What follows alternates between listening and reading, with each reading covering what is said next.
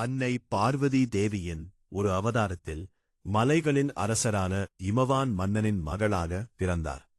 அவர் மீண்டும் சிவனை அடைவதற்கு கடும் தவம் புரிந்தார். அவருடைய தவத்தினால் சிவன் பெரிதும் மகிழ்ச்சி அடைந்தார். ஆகவே பார்வதியை மணந்து அவருடன் அழைத்துச் சென்றார். அவர்கள் இருவரும் கந்தமாதான பர்வதத்தில் தங்கினர். அங்கு சில நாட்கள் தங்களுடைய மன வாழ்வினை கழித்தார்கள். அதன்பின்பு சிவபெருமான் ஆழ்ந்த தியானத்தை மேற்கொண்டார்.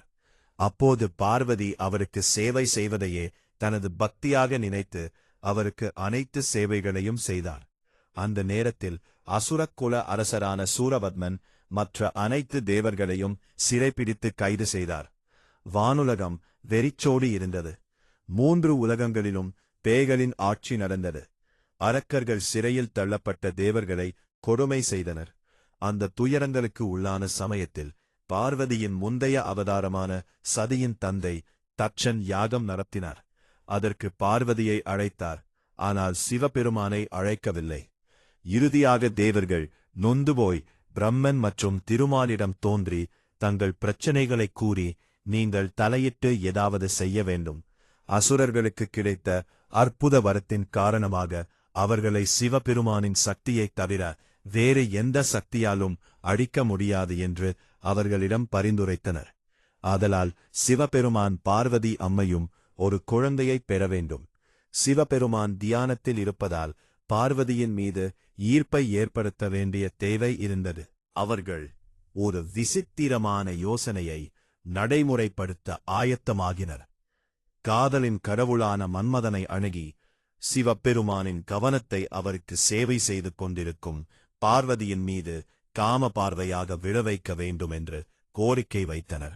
மன்மதனும் அவர்களின் கோரிக்கையை ஏற்று கந்தமாதான பர்வதத்திற்குச் சென்றார். அங்கு அவர் தனது வில்லிலிருந்து காதலை தூண்டும் அம்புகளை சிவபெருமானை நோக்கி எய்தினார். அவை தனது தவத்திற்கு ஏற்பட்ட தொந்தரவாக கருதி கோபமடைந்த சிவன் தன்னுடைய 3வது கண்ணை திறந்தார். அதனால் வெளியே வந்த தீப்பிழம்புகள் மன்மதனைச் சாம்பலாக பொசுக்கின. இதனால் அதிர்ச்சி அடைந்த அனைத்து தேவர்களும் சிவபெருமானை அமைதிப்படுத்த வழிபாடு செய்து தங்களுக்கு நேர்ந்த இன்னல்களை தெரிவித்து எங்களுக்கு உதவுவதற்குத்தான் மன்மதன் இவ்வாறு செய்ததாக மன்னிப்பு கோரினர். இதனால் சிவபெருமான் மனமிறங்கி, மன்மதன் யார் கண்ணுக்கும் தெரியாமலிருப்பாய் என்ற சாபத்துடன் மன்மதனுக்கு உயிர் கொடுத்தார். மன்மதனைச் சாம்பலாக்கிய தீப்பொறியும் 6 குழந்தைகள் வடிவமும் மன்மதனை எரித்த அந்த 6 தீப்பொறிகள் சரவணப் பொய்கைக்கு அக்னி பகவனால் கொண்டு செல்லப்பட்டன.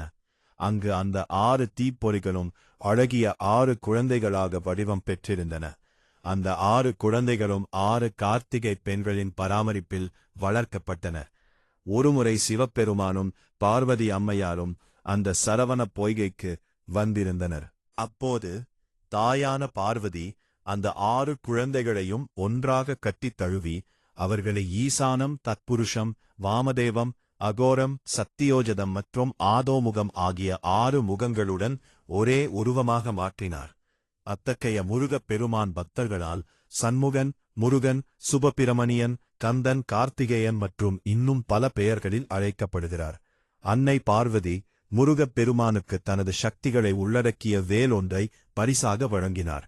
அந்த வேலைக் கொண்டு முருகன் சூரபத்மனுடன் போரிட சென்றார். போரில் சூரபத்மன் 2ஆக பிளக்கப்பட்டார். பிறகு அசுரரான சூரபத்மன் முருகனிடம், இறைவா, நான் உங்களுடனே இருக்க விரும்புகிறேன் என்று வேண்டியதால் ஒரு பாகத்தை சேவலாகவும் ஒரு பாகத்தை மயிலாகவும் மாற்றினார். அதில் சேவல் முருகப் பெருமானின் கொடியிலும் மயிலானது அந்த இறைவனின் ஊர்தியாகவும் மாறியன. இவ்வாறு பல பெருமைகளை முருகப் பெருமான் தன்னகத்தே கொண்டுள்ளார். தமிழர்கள் நெஞ்சில் நீங்காத புகழை பெற்றுள்ளார். தன்னுடைய பக்தர்களால் பல கோயில்களைப் பெற்று அந்த கோயில்களில் இருந்து தன் மக்களுக்கு அருள் பாலிக்கிறார்.